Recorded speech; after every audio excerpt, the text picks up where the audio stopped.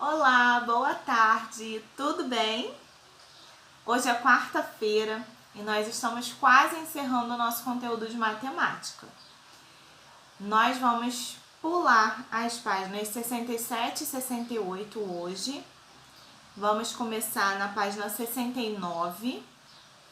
E essas duas páginas que ficaram para trás, 67 e 68, nós vamos fazer amanhã na nossa aula ao vivo. Então não perca às 2 horas da tarde, beleza? Hoje nós vamos falar sobre capacidade, sobre medidas de capacidade. Então vamos lá, pega seu livro, abre na página 69 e nós vamos até a última página de matemática, que é a 72, tá bom? Então vamos lá, acompanhe, troca de ideias. Você já ouviu falar em pegada hídrica? Leia o texto a seguir que trata sobre isso. O uso de água direta e indireta. As pessoas utilizam muita água para beber, cozinhar e lavar, mas ainda mais para a produção de alimentos, papel, roupas de algodão e etc. A pegada hídrica é um indicador do uso de água que analisa seu uso de forma direta e indireta, tanto do consumidor quanto do produtor. A pegada hídrica, que o indivíduo, comunidade ou empresa, é definida como o volume total de água doce que é utilizado para produzir os bens e serviços consumidos pelo indivíduo, comunidade ou produzidos por empresas. Então, pegada hídrica é a quantidade de água utilizada para produzir alguma coisa, seja um alimento, um tecido, algum produto. Observe na tabela ao lado a quantidade de litros de água gastos na produção de alguns produtos. Então, nós vamos ver os produtos e quantos litros de água são gastos para produzir. Então, vamos lá. Uma folha de papel. São gastos 10 litros de água para produzir uma folha de papel. 1 quilo de banana, 790 litros de água, né? É muito tempo que a bananeira demora a crescer e precisa de água todos os dias até produzir a banana. E para ter um cacho de banana, ou melhor, 1 quilo de banana, usa 790 litros de água. Uma barra de chocolate, 1.700 litros. Uma calça jeans, 10.855 litros de água. Então, sempre nós temos que pensar no consumo consciente. O que é consumo consciente? É comprar as coisas que a gente realmente precisa.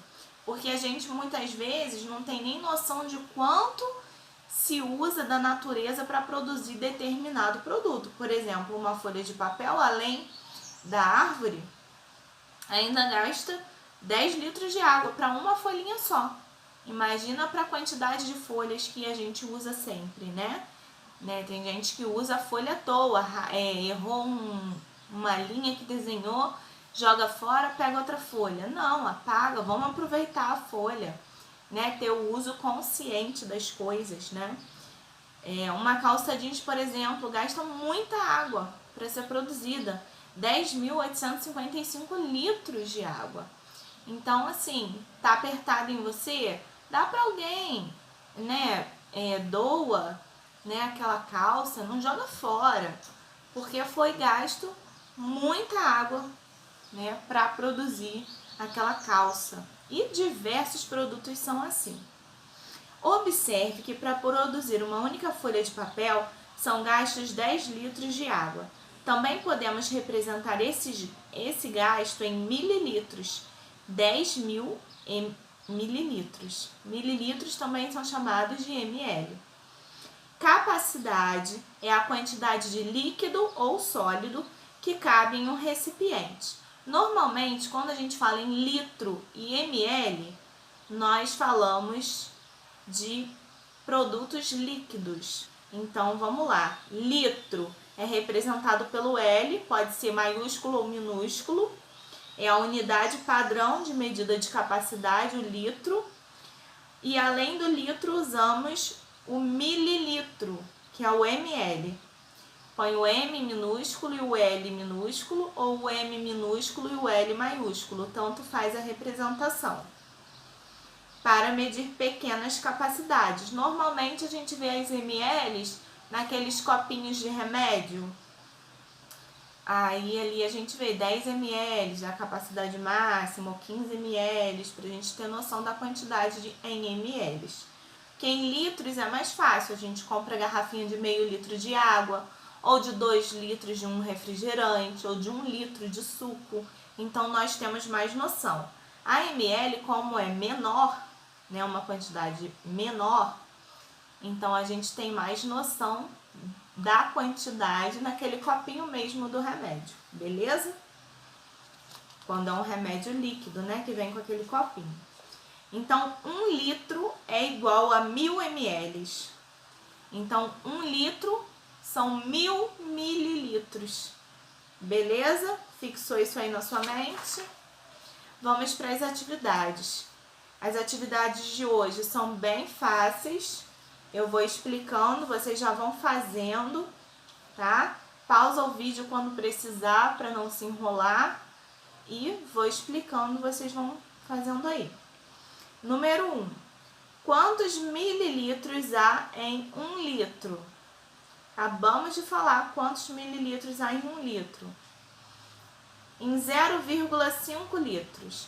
0,5 a gente já aprendeu que é igual a 1 meio, ou seja, a fração 1 meio, que quer dizer metade. Então, 0,5 é a metade de 1 litro. Então, são quantos mililitros? Metade de 1 litro. B, 1,5 litros. Esse 0,5 significa o quê? Meio litro. Então, 1,5 litro. São quantos ml? E 2,5 litros. 2,5. São quantos mililitros? Então, fica ligadinho, preste atenção que você consegue. Agora é o contrário, você vai transformar em litros. Ó, número 2. Quantos litros há em 1000 ml? Em 500 ml, em 3.000 ml, em 4.500 ml. Número 3. Escreva quantas vezes cada recipiente representado a seguir deve ser usado para encher um balde com capacidade de 2 litros de água. Então, na letra A eu tenho um copo de 200 ml. Quantos copos de 200 ml eu preciso para ter 2 litros? Quantos copos de 250 ml eu preciso para ter 2 litros? E C, quantos copos de 500 ml eu preciso para ter 2 litros? Bem fácil, hein? Fica ligadinho. Número 4. André usou 1,5 litros, ou seja, 1,5 litros de água para encher completamente a quantidade de copos representados abaixo. Qual é a capacidade de cada copo em mililitros? Então, nós temos aí 6 copos. E ele tinha 1,5 litros de água. Então, 1,5 litros é 1.500 ml. Então, como que eu vou fazer essa conta? 1.500 dividido para 6. E você vai descobrir qual é a capacidade de cada copo de água. Tá bom? Na página seguinte, página 71, 5. As jarras a seguir têm capacidade de 1 litro. Pinte as jarras para representar a quantidade indicada de suco de morango. Então, você vai pintar aí o suco de morango e vai responder, né? Letra A, 1,5 litro de suco. Então, como que você vai pintar aí nessa jarra? Quantos mililitros de suco há nessa jarra? 1,5 quer dizer o quê? Metade. B, 1/4. 1/4 é uma parte de 4. Então, você vai dividir a jarra em 4 partes e vai pintar uma delas representando o suco. quantos mililitros de suco há nessa jarra. Se você sabe que tem 1 litro nessa jarra, 1/4 é 1 litro dividido para 4. Então, você já vai encontrar a resposta fazendo esse cálculo mental ou escrito se você quiser, né? 1 litro é 1000 ml dividido para 4, que é o denominador da fração representada aí. E na letra C, 1/5 de litro. Então, você vai também ou fazer o cálculo mental ou o cálculo escrito. Se for o cálculo escrito, você vai fazer 1000 dividido para 5. 1000 dividido pelo denominador. 1000 por quê? Porque 1 litro tem 1000 ml. 6. Para fazer um bolo, Marina usou 1/2 litro de leite na massa e 1/5 de litro no recheio. O restante do litro ela usou para fazer uma vitamina de morangos. Quantos mililitros de leite Marina usou para fazer essa vitamina?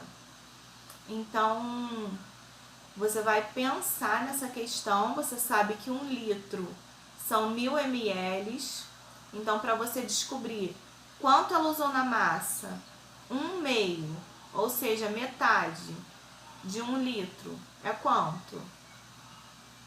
Aí você descobriu quanto ela usou na massa. No recheio, ela usou 1/5 do litro. Então, você já fez esse cálculo na letra C do número 5, você já sabe quanto é. 1/5 de 1 litro, você já sabe.